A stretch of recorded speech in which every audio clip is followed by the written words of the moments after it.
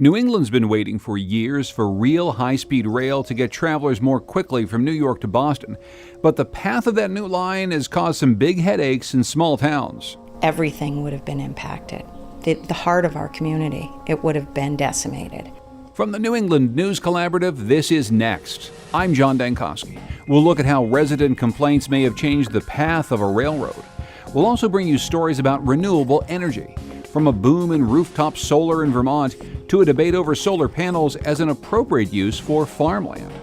What's farmland? Well, usable farmland is something that can sustain a household. And ultra-efficient passive housing is quickly moving from boutique to mainstream. We want to make it so that if a building is not a passive house, then people say, oh, well, that's a real negative. Speaking of master builders, we'll take you inside the world of beavers with people trying to better understand them. It's next. Next is powered by the New England News Collaborative, 8 public media companies coming together to tell the story of a changing region, with support from the Corporation for Public Broadcasting. This is Next. I'm John Dankosky. The Federal Railroad Administration says it's moving forward with a plan to bring high-speed rail to the Northeast. That would shave 45 minutes off of travel time on the trip from Boston to New York City. But to reach those time savings, the FRA proposed building a controversial new bypass that would have cut across historic landmarks and protected lands between New Haven and Providence. The FRA released a decision last week that removed that stretch from their plans. Cassandra Bassler from WSHU is here to explain how that happened and what it all means for the future of high-speed rail here in New England. Cassie, welcome back to Next. Thanks so much, John. There's been a lot of buzz around these plans to bring quote-unquote high-speed rail to the Northeast Corridor, but what exactly does this future plan do? Well, there has been a lot of buzz, both from people who are excited to travel between Boston, New York, and Washington, D.C., and from people who don't want these new train tracks running through their backyards. But basically, this plan is supposed to lay out what train travel will look like for the next 40 years. And any train-related projects that would get funding from the feds needs to follow the vision laid out in this plan. So 40 years, that's a very long time down the road. Right now, the people in the eastern part of the state of Connecticut around the Old Lyme area have been opposed to the construction of new track that they say would run through their backyards. It would run through historical sites. It would run through sensitive marshlands. The residents of Old Lyme had submitted thousands of comments to the FRA against the plan. Ryan Caron King from WNPR spoke with Bonnie Reemsnyder, the first select woman of Old Lyme. She said that she was over the moon to hear that the FRA had taken the bypass out of the plan because, as she said, it saved her town. When you travel through Old Lyme and you look at how our center is, how small it is, everything would have been impacted. Our commercial area, our historic district, the heart of our community, it would have been decimated. Yeah, Reemsnyder and several other politicians came out and said that the FRA's decision not to include this bypass was a huge victory. The FRA recommended that Connecticut and Rhode Island do a capacity study instead, so they would work with the public to see what other routes might work to sort of cut through around the winding train tracks on the coast of eastern Connecticut. But I talked with Daniel McKay, he's from the Connecticut Historic Trust, and on the day the decision came out, he warned that Fairfield County in southwest Connecticut, near New York, is going to face the same issues with construction. Within the same state, we have 2 radically different approaches to really the equivalent set of impacts, and I think Fairfield County is going to be pretty upset with what they see today. So what's planned in Fairfield County is a rail corridor. They call it a right-of-way between Green Farms and New Rochelle, and that would cut through landmarks like the Bruce Museum in Greenwich and several historic neighborhoods. So the community only heard about this news in December of last year because CT Historic Trust was spreading the word. They haven't had as many public comments as Old Lyme, but Daniel McKay at the Historic Trust says that has impacted the FRA's decision. Those same impacts exist in Fairfield County to historic, cultural, and environmental resources. It's even more densely populated. There's perhaps even a greater number of historic neighborhoods that are impacted in Fairfield County than upstate, and yet the FRA has not acknowledged those impacts. So, Cassie, it sounds as though the people in the southwestern part of the state of Connecticut, closest to New York City, which is indeed a train culture, lots of people ride the rails to get back and forth to the city, they didn't know as much about this plan ahead of time as many of the people in the eastern part of the state. It's all something we've covered on the show before, which is many people in Connecticut and Rhode Island felt that they weren't enough informed about the FRA's plans well in advance so they could stage any opposition if they had any. That's true. And so part of the critique that they're having is that they wanted the FRA to come into the communities and hold meetings. This was also a critique that people in Old Lyme had, which is that instead of holding meetings, they had a public comment period where you had to submit comments online. And now the Connecticut Historic Trust is sort of taking on this role where they're going to give meetings in Greenwich. In fact, there's one coming up in a few weeks where these sort of historic preservation communities are taking on the role that people say the FRA should have done months, if not years ago. Because in New England, Connecticut is the state where so much of the Northeast Corridor passes through. It was going to bear the brunt of any construction of new high-speed rail or really even any repairs to the existing rail system.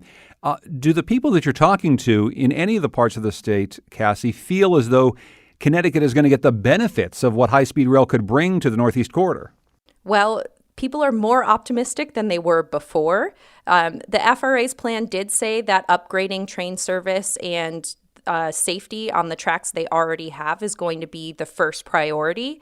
They also want to increase the frequency of trains, running from about 4 trains per hour to 10 trains per hour. That will require more tracks and more stations in places like Fairfield County. The plan that came out last week specifically did mention a few new station construction projects, including a station in downtown Bridgeport that's been named the Barnum Station.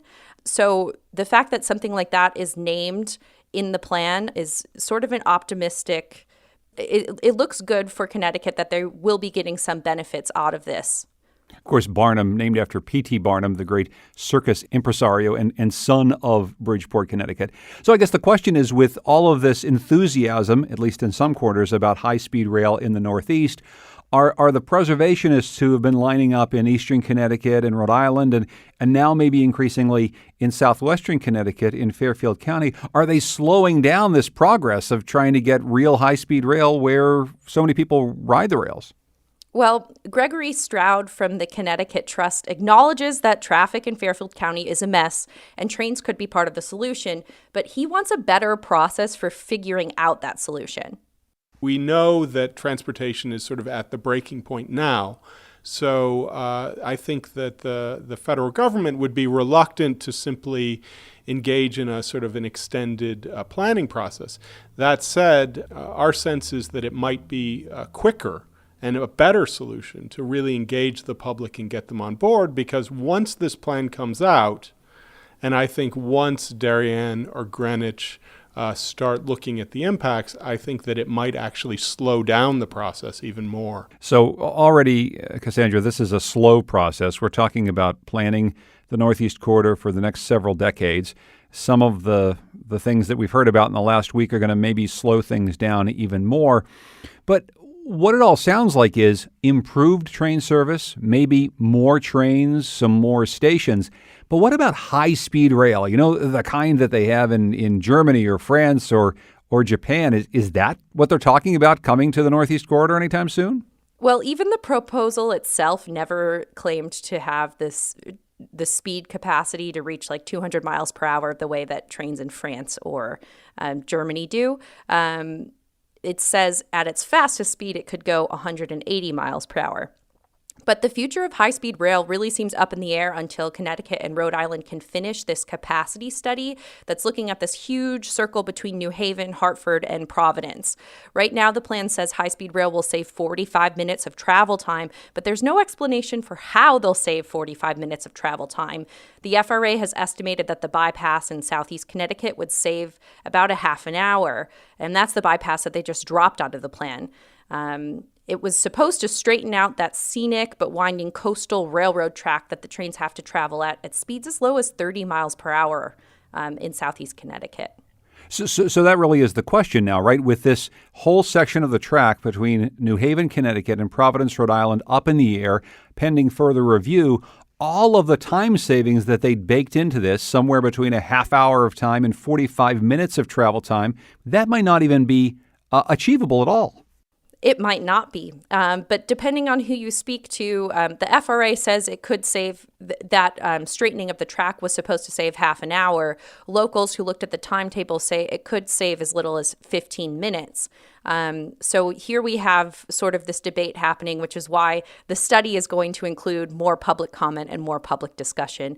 So right now we've got an administration in Washington that says they want to put more money into infrastructure projects. And all over the nation, including here in New England, states are lining up to put their infrastructure projects on the table. With all of the issues that you've just outlined, what's the timeline look like? I mean, when might we start to see some of these changes along the Northeast corridor here? Well, there is a study that Connecticut is leading that's already underway, which could be encompassing this New Haven, Hartford, Providence issue, like where to put the bypass. And even a year ago, Amtrak sent out a press release saying that they bought a new fleet of high-speed trains for this Northeast corridor, and those trains could run more than 180 miles an hour. Amtrak says they want them on the tracks by 2021. The FRA already loaned them $2.5 billion to build the trains and upgrade the tracks to run them. So now we have to wait and see what funding could be available for this construction.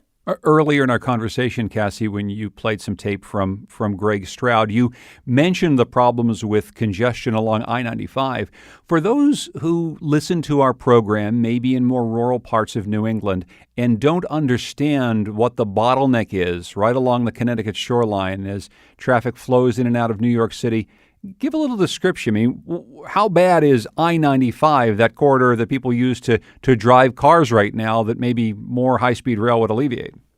There have been traffic horror stories. I think Senator Chris Murphy collected a few of them about a year ago now, where people were talking about having to travel roughly 10 miles and it takes 60 minutes just to go within that 10-mile vicinity around Stamford, which is sort of a large city hub in Fairfield County.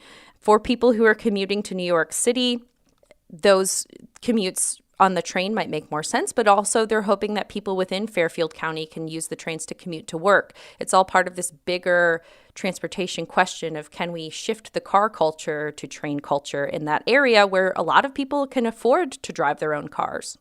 I asked you before about the high-speed rail in France and in Japan and Germany. Cassie, you just got back from a reporting trip to Germany. Did you take trains over there at all? I did. I took a lot of trains, and I took a high-speed train to Dresden from Berlin. It only took me an hour and a half. It was comfortable. It had air conditioning. There was places to put my USB charger in, and I had Wi-Fi. It was absolutely luxurious compared to some of the trains that I've been riding here in the Northeast.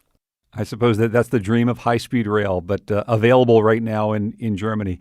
Cassandra Bassler covers transportation for WSHU and for the New England News Collaborative. She joined us today. Thanks so much, Cassie. I appreciate it. Thank you, John.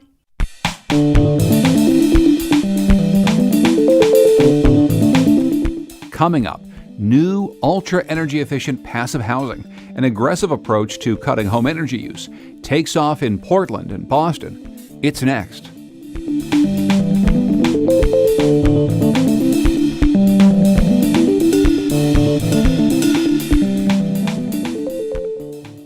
Next is made possible in part by our founding supporters who believe in the power of collaborative news coverage, including the Common Sense Fund, supporting the New England News Collaborative in its coverage of climate change and global warming.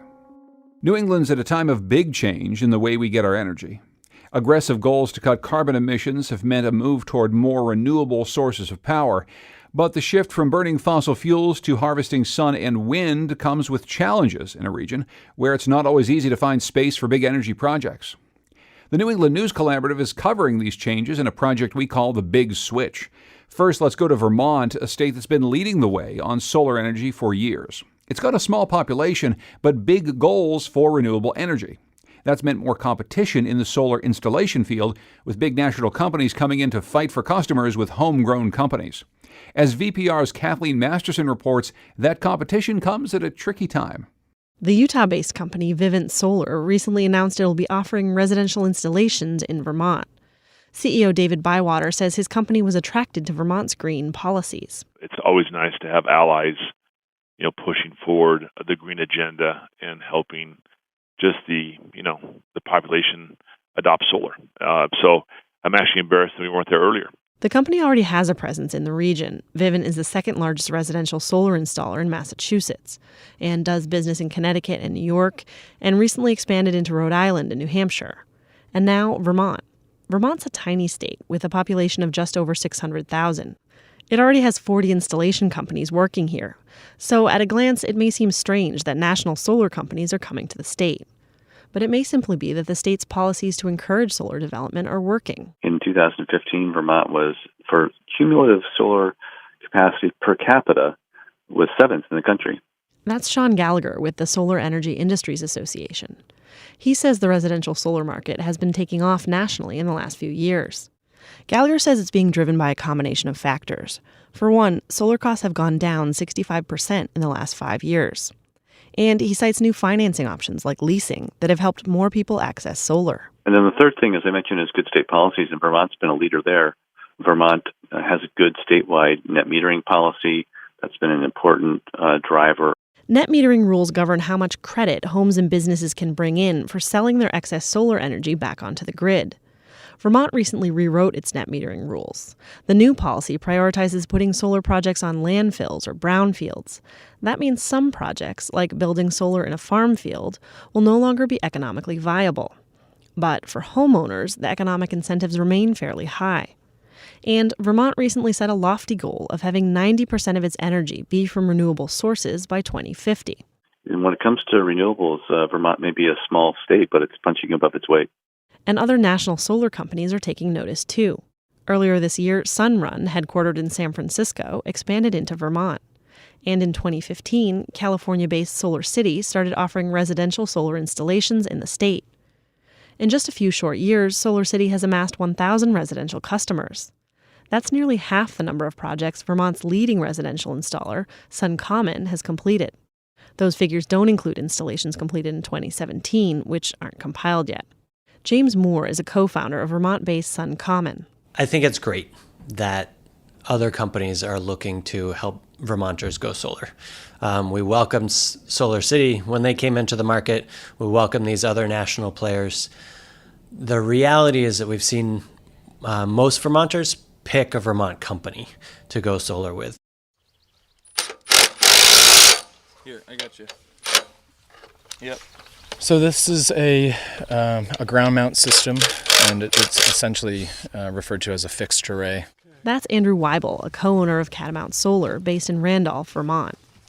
He says in some ways, larger companies coming into Vermont drive the market for all solar. For one, national companies often have a larger budget for advertising, which helps raise awareness about solar in general, and sometimes sends customers their way. When they come in, it sort of identifies that we're a local company and we live here. We want to take care of our community, and I think that differential is actually good for us. The competition drives our market, I think. Weibel says with Vermont's new net metering rules, many of the commercial projects they used to work on, like putting panels on unproductive farm fields and building community solar projects, are no longer economically viable. So now the company may rely more on the residential market to drive business. And that's where the national companies coming to Vermont, like Vivint and Solar City, are focusing their efforts too. But Weibel says Catamount Solar is looking to build a sustainable local economy, and that will appeal to some Vermonters. Because we're going to be here, and I doubt that a lot of them will be in the future. You know, they'll ride that wave, they'll make their profit, and they'll drive away. It's not clear if that prediction will come true. The residential market looks good right now, with low prices and regulatory incentives. But the market is volatile, and there's a big storm on the horizon. Companies are closely watching the Trump administration, which could impose tariffs on solar panels coming in from overseas. That would massively drive up the price of solar panels and stall this growing industry. That's Kathleen Masterson reporting. While Vermont has been pushing more residential solar in this volatile time, other states see the promise of solar panels helping to preserve dwindling farmland. As WNPR's Patrick Scahill tells us, solar energy is providing many farmers with new opportunities and questions.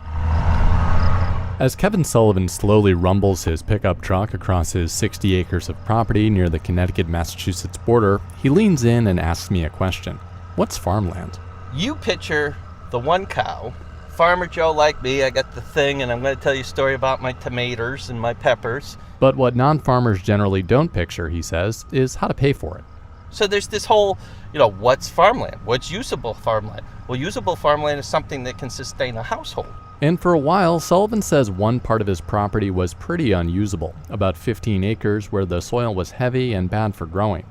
He tried raising corn and hay, but then a solar developer came along, offering him a lot of money to rent the land, put up solar panels, and sell that energy back into the grid. He says the opportunity was too good to pass up. The money that comes off that acreage exceeds anything else I could do out there. For solar developers, southern New England is ideal. Tax credits and locked-in contracts with power utilities can help the finances work out, and many New England farms are basically move-in ready. It's a large tract of land that's flat and already cleared, and it's right next to a big transmission system. So it is a perfect place for a solar project. That's Deepwater Wind CEO Jeff Grabowski speaking at a meeting to explain his company's plans to buy up some land outside of Hartford. It wants to put panels on about 156 acres of property, some of which is rented to grow crops.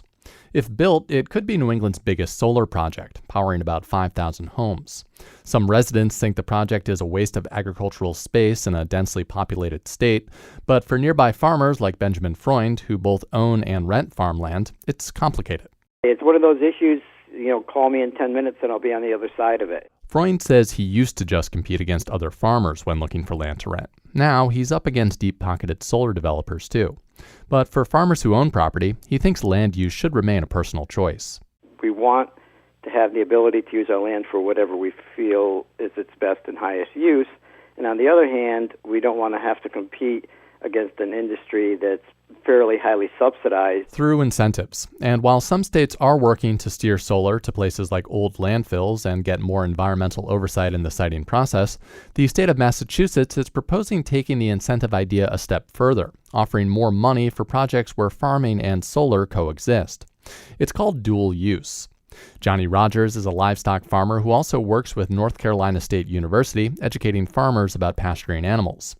He says he started thinking about dual use 3 summers ago when he got a call from his landlord telling him he'd agreed to put solar on a portion of the pasture that Rogers was renting. We actually live on that same farm, so it did literally hit pretty close to home. So Rogers reached out to the solar company, asking if they'd let him keep sheep on the property, munching on the grass to make sure the panels stayed clear of brush.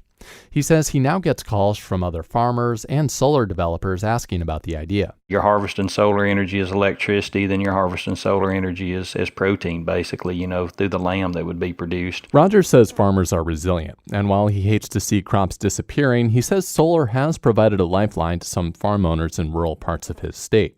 Money that he says can stabilize balance sheets and ensure land stays, in one form or another, farmed. That's Patrick Scahill reporting. While renewable power generations become a bigger part of the New England energy mix, there's innovation on the other side of the power equation too. Conservation in the form of ultra energy efficient or passive housing is starting to take hold. So how efficient is it, you might ask? Well, imagine eliminating central heating systems altogether, even here in frosty New England. Maine Public Radio's Fred Bever takes a closer look. You may have heard about passive housing, residences built to achieve ultra-low energy use. Imported from Germany, it's been kind of a boutique-y thing here until recently, with eco-minded homeowners making costly upfront investments to downsize their carbon footprints. But now, New England is joining a surge in large-scale passive housing development. And the Bayside Anchor, a big, green, somewhat boxy-looking 4-story building that overlooks a tidal cove in Portland, Maine, has joined the trend. Brand new from the ground up. This was a parking lot. Architect Jesse Thompson says the 45-unit project had to meet a lot of goals. Construction had to be cost-effective enough to get financed by public and affordable housing groups. It needed common areas and office space for Head Start and a community policing station. It had to be ultra efficient. And finally, it had to meet the needs of tenants like Peter Janes, who was one of the first to move in last winter. I know it has great insulation. I had to shut off my heat. February? It was too hot. The building does have great insulation, extra great. Thompson says the exterior walls are several inches thicker than basic code would require. Recycled newsprint. It's 10 inches thick, really well done. And there's triple glazed windows. So you can sit next to the window in the middle of winter in a t-shirt and you won't be cold. And that allows us to really radically downsize the heating system. As in, there isn't a central heating system at all. Instead, each apartment has a small baseboard electric heater with an estimated electricity cost of just $125 a year. It takes more than thick walls to achieve those energy savings.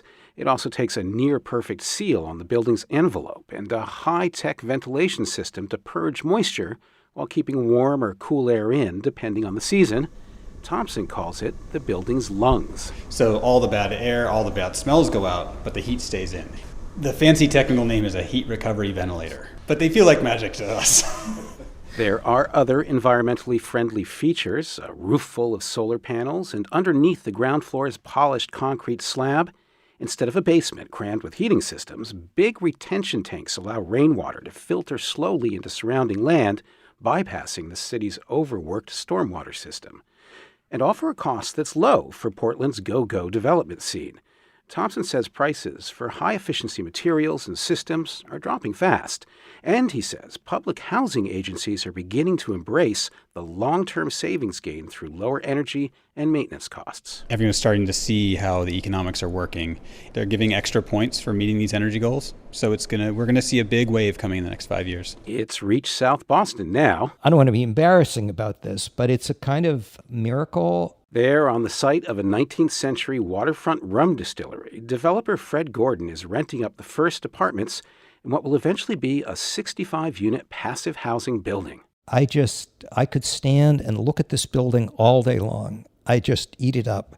It's like having a new girlfriend. The building's very much like the one in Portland. Super tight envelope, high-tech ventilation, and no central heating system.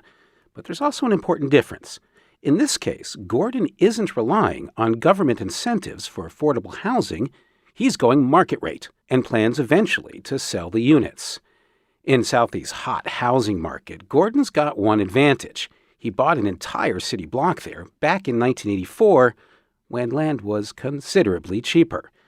But he insists that the distillery project proves any developer can radically reduce a building's carbon output and still make a buck. Gordon says renters and buyers are willing to pay a 10 or 15% premium for passive housing features. It's getting to the point where, as an investment decision, increasingly attractive. And that's what we want to do. We want to make it so that if a building is not a passive house, then people say, oh, well, that's a real negative.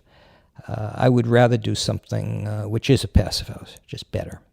Officials at the Chicago-based Passive Housing Institute say it's still a big ask to finance market-rate units that won't realize full energy efficiency savings for decades. But momentum for large-scale passive housing really did start gaining last year when the number of buildings the Institute certified doubled, and that number is on course to more than double again this year, with projects getting bigger and bigger, including a 350-unit New York City high-rise. That's Fred Bever reporting. To hear more from our energy project, The Big Switch, go to nextnewengland.org.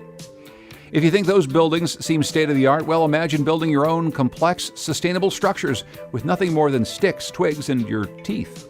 Coming up, going inside the world of those crafty beavers. It's next.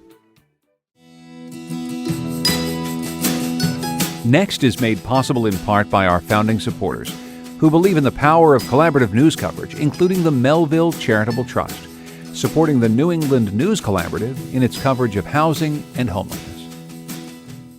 A few months back on the show, we met a team of researchers who are knocking over trees in the Vermont forest in an effort to restore biodiversity.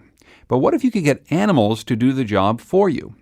When it comes to wetlands, a new study in Scotland shows that beavers are habitat restoration pros due to their dam-building instinct.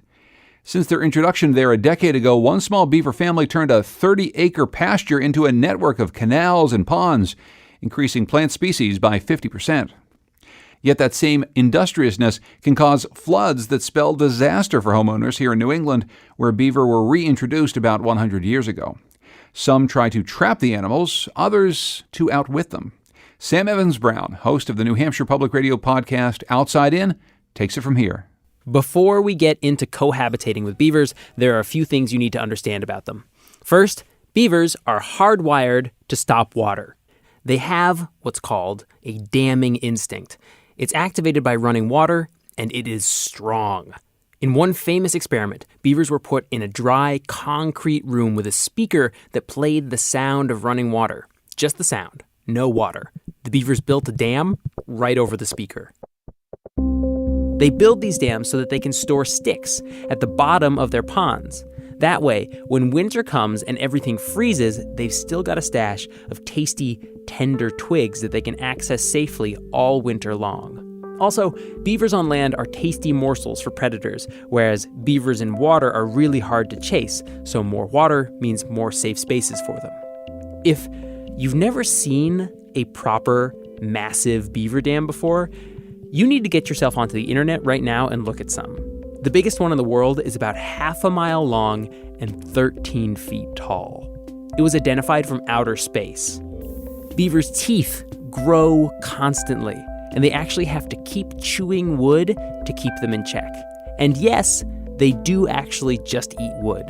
They eat the cambium, the soft, spongy layer of new growth that's just under the bark. I'd love to play for you some beaver sounds here, but they don't make many. The thing you're most likely to hear is when they slap the water with their tails if you freak them out. And on the ecological side, beavers do all sorts of great things. Beaver ponds help to ease flooding downstream. They also slow the water down as it rushes towards the ocean, meaning they help to recharge drinking water aquifers. Their ponds support large numbers of bird species, fish, amphibians, otters. They're what's called a keystone species, the keystone to a whole ecosystem. And they've been kicking around in North America for 2 million years. What's new, on the millennial timescale, are Europeans. We know that London, on average, received 70,000 beaver pelts a year. This is Ann Carlos, economic historian from the University of Colorado Boulder, and who studies the fur trade of the 17 and 1800s. And the French trade, they were bringing in about 166,000 pelts a year. When the Europeans arrived in the U.S., first went the fur trappers and fur traders, driven by intense demand for top hats, made from felt, made from beaver fur. After the fur traders came the farmers with an admiration for a byproduct of the beaver. Beaver were going to be both a source of cash for these settlers and, of course, a problem for the settlers because beaver are competing for the same environment. Beaver ponds, once the dams are destroyed and the water drained, turn into something called beaver meadows, which, as it turns out, are fantastic places to grow crops. So in the early 1800s, farmers started to create these fertile beaver meadows by force. They trapped any remaining beavers on their property, destroyed the dams, drained the ponds, and voila, a field was born. All these pressures were bad news for beavers. One study found that 16 states lost more than 50% of their wetlands as settlers rolled in. Another 6 states, mostly in the Midwest, lost more than 85%. By the 1890s, while in Canada they came through okay, all throughout the northeast of the U.S., the beaver were virtually wiped out. Meanwhile, year after year, we're building. Those farms built on old beaver ponds are connected together by roads. More of the fields are subdivided and turned into housing developments. Bit by bit, we begin to occupy the space the beavers once held. And then in the early 1900s, we brought the beaver back. Why? Because for one, biologists had begun to recognize how good they are for ecosystems. But also, people liked having them around so they could trap them. We reintroduced them and helped them to build back up again until they numbered in the millions. We had set a trap for ourselves. Our roads were based on Native American trails, a high number of them. This is Pat Tate. He's the beaver biologist for Fish and Game here in New Hampshire. And a high number of those Native American trails were based on game trails. He took me on a tour of his hometown, Hudson, and he's explaining why so much of our infrastructure is in a bad spot when it comes to conflicts with beavers. I can say as a hunter who has walked all over the state of New Hampshire, their preferred wetland crossing every time has been a beaver dam. So, in other words, our roads and bridges, wherever they cross wetlands, very frequently, they're on top of natural pinch points, places where animals used to like to walk, Native Americans used to follow them, and beavers used to like to build dams. So all our roads are built in spots that are like prime targets for beavers, basically. A high number of our wetland crossings are prime spots where beavers would have naturally chose to build their dam. Yep. Let me make this progression really simple. We eliminated the beaver. We filled in maybe 50% of their ponds, or more in some places. We built our society on top, and then we brought them back. Is it any wonder that they keep flooding our roads and our septic systems? And when they do, is it any wonder that our first response is to get rid of them? And to be clear, when I say get rid of them, I mean trapping them. And when I say trapping them, I mean kill them. But Pat actually argues that, in fact, trapping some beaver is actually something you should feel good about. This is because of a concept called carrying capacity. Carrying capacity is the number of animals the land can sustain. Disease, predation, and what's called intra-specific competition. Intra-specific competition is like sibling fights. Only their sibling fights are fights to the death. I've went into areas where people have been trapped for a number of years and started removing animals and noticed that they are very bit up. And I once removed a beaver that had a beaver tooth in its back, and it didn't grow its own tooth in its back. That was a tooth from another beaver that somehow broke off in the animal's back. As I've reduced numbers in the wetlands and went back subsequent years to trap, the amount of scarring and bite marks on the beaver decreases. So the individual beaver's health increases. So the argument is that by taking some of them, you're making life better for the ones who remain. Yeah, you absolutely are. By removing individuals from a wetland system, it's making more food available for the ones left behind. You've heard this logic. You have to cull the herd.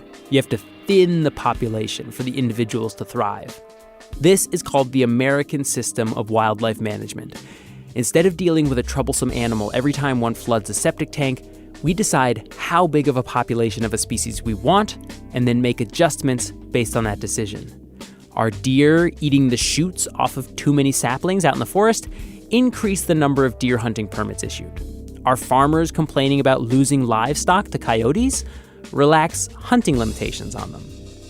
Are there so many beaver that they're expanding wetlands until they flood wells and roads? Call in trappers to reduce beaver populations in that location. Done. If you've never seen one, the most common trap used to kill beaver is like a big rectangular spring. It's typically placed underwater in a place where beaver will swim through the middle of the square and hit a trigger, which brings down two stiff bars that catch the beaver right on the neck. We're working with a glorified mousetrap. Jeff Trainer's a trapper from southern New Hampshire, and he took us out on a cold winter day, walked us over the top of a beaver lodge. Do you ever hear them in there? Can you ever hear them? Yeah. They do these little, it's almost like a wink, wink, wink, wink. He found a spot he thought would work and chopped through the ice and set up the trap. Once I remove these safeties. There are still people who trap beaver in order to eat them to survive. Think First Nations in northern Canada. But there aren't many of them anymore. And while trappers do often sell the fur of the beaver they catch, a pelt doesn't go for very much these days. Most people who trap aren't doing it because they have to, or because that's how they make a living. They do it because they want to. They want to connect with a tradition that they identify with. Or maybe they just like getting outside and doing the close observation of nature that trapping requires. And Jeff hears a lot of hypocrisy when he hears people call trapping immoral. He notes that you don't see the same outrage at housing developments or highways or parking lots, the forces that he sees really limiting the population of beaver. Our population isn't slowing down anytime soon. And as we encroach more, we're pushing them more and more and more. So where is that overflow going? There's only so many places that they can go. It comes to a point where you can say, well, let nature take its course, or you can say, you know, as human beings, can we manage this creature with moral wisdom?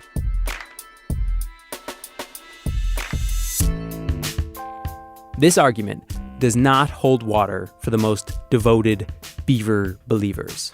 You know, you always hear, okay, we have to kill the beavers so they don't get hungry. You know, and if you're an individual beaver, you can imagine which choice they would choose if they had one to make, right? Would you rather be hungry or dead?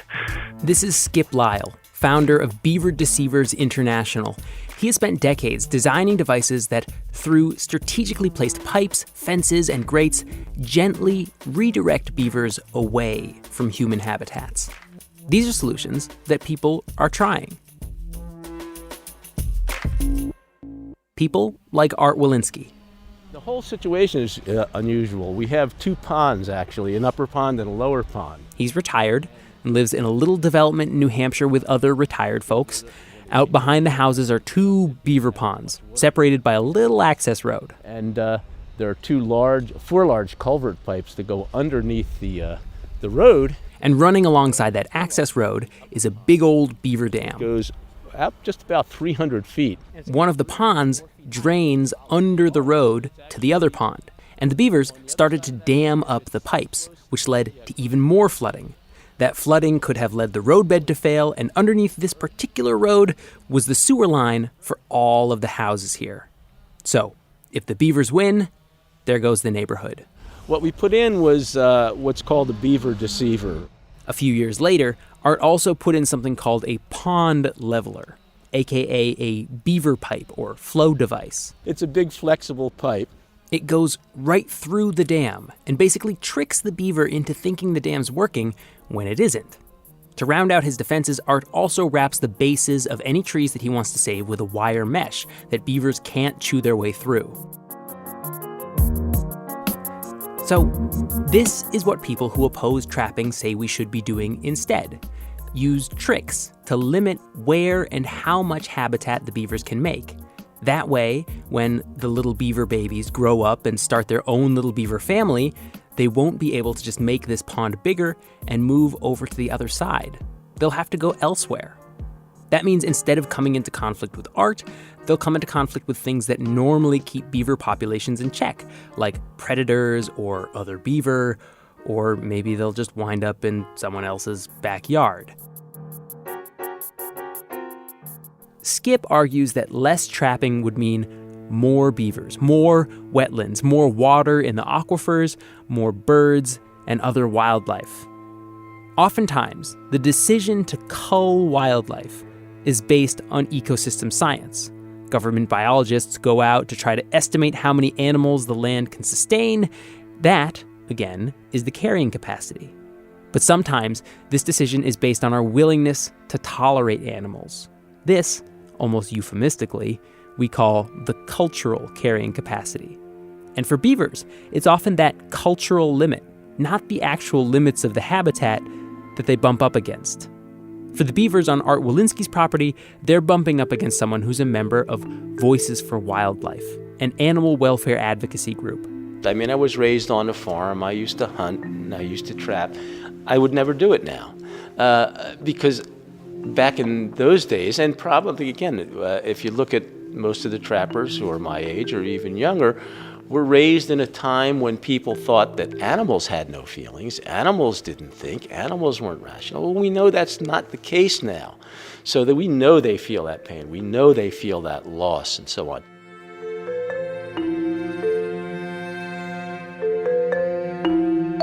So, if we did what Art wants and banned trapping, what would happen? Turns out, we have some idea.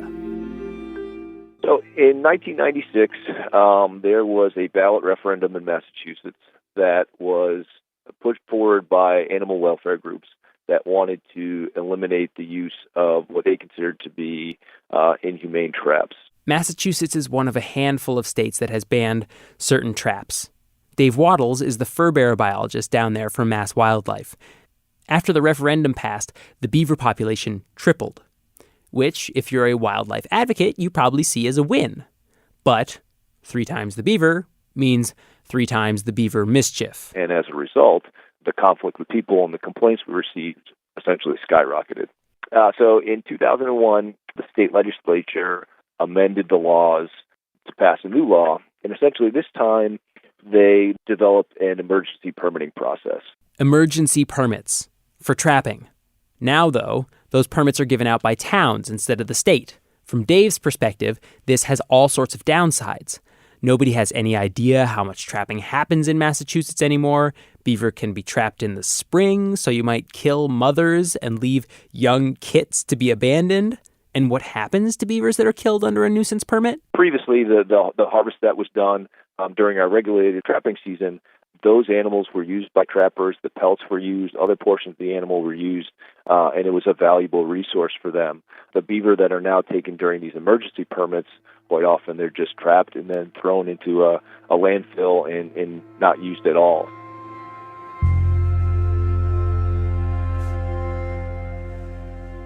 It strikes me that this comes down to a question of how should beavers be controlled? Should we kill them, skin them and eat them and limit them that way? Or should we put in sneaky arrangements of pipes and fences, thereby limiting how much they can expand their habitat, and then let natural forces, starvation, predation, and disease, do the rest? Because let's be real here, we're not about to let them expand back into all the places where they were living before the Europeans arrived. Think about it. If a beaver starts to seriously flood your property, your basement, if that flooding could cost you thousands and thousands of dollars, what would you do? I always thought I was kind of on the other side. I'm a hippie girl. For 7 years, I said, you can't kill them. We have to outwit them. That's back when I thought that you could actually outwit a beaver, but you can't. I mean, it's impossible. Carol Leonard is an author. And I was a midwife my whole life. When she retired, she and her husband decided to move to Maine. It was their dream property, and they set about building their dream home. But almost right away, they started to have trouble. The beavers were flooding a spot that was getting dangerously close to where they wanted to build their septic system. And for years, Carol tried and failed to make these beaver devices work. First, she tried a beaver deceiver. Then we tried a beaver baffler, which I think is a PVC pipe, and you drill holes in it. The last one that we made, the beavers actually stole and hid somewhere, and we can't even find it. Eventually, Carol threw up her hands. So it did get to a point where I finally said, all right, I'm going to learn how to trap them, and we're going to eat them. I apprenticed with a trapper in New Hampshire, and I've been eating beaver ever since. It is a whole other different, it's a whole different culture. But, when you start thinking about hunting, we are meat eaters. We are hunter-gatherers. It's part of who we are. And so to be able to turn a blind eye to that is just a blind eye. I think the traditions of hunting and trapping in New England are good, healthy traditions. Carol says over the years, she's trapped around 30 beaver from her property. There's still many of them left, a little downstream from the house lot. But in 2015, they were able to start building that dream home. And now they've finished.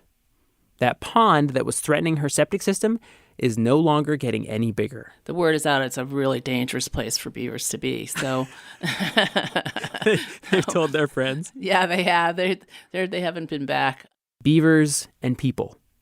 We like to live in the same places. And if you ever find that a family of them are eyeing the same spot as you, well, good luck. That's Sam Evans-Brown reporting with an excerpt from Outside In, the podcast from New Hampshire Public Radio about the outside world and how we use it. You can find the full episode at outsideinradio.org or wherever you get your podcasts. Next is produced at WNPR by Anjali Maraskin. The executive producer is Katie Tolarski. The digital editor is Heather Brandon. Production help this week from Maureen McMurray and Ryan Caron King. Our theme music is by composer Todd Merrill. If you'd like to hear more of his music, go to toddmerrill.com. Thanks also to Goodnight Blue Moon for their song, New England. The New England News Collaborative is funded in part by the Corporation for Public Broadcasting, and it's powered by WBUR Boston, Vermont Public Radio, New Hampshire Public Radio, Maine Public Radio, Rhode Island Public Radio, WSHU Public Radio Group, New England Public Radio, and WNPR.